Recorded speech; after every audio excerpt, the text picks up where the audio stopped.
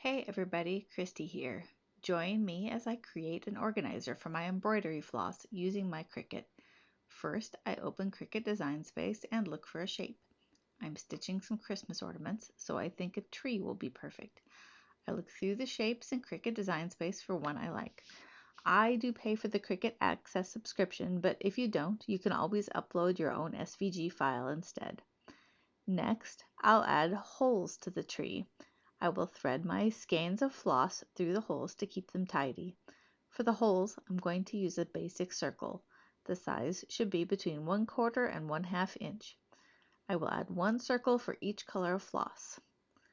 Next, I will have my Cricut label each hole with the floss color name. Use the text tool and select a writing font. Then arrange the names next to every hole on the tree.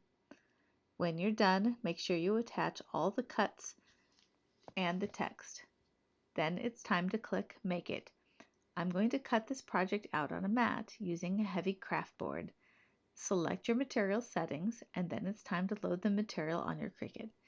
The craft board is sturdy, but you could also use heavy cardstock, poster board, template plastic, or even chipboard if you like. Load the material and the pen color of your choice into the Cricut and watch it cut. When it's done, carefully remove it from the mat and it's time to add the embroidery floss. I hope you enjoyed this project idea. Please like and subscribe so that I can continue making new content to share. Happy stitching!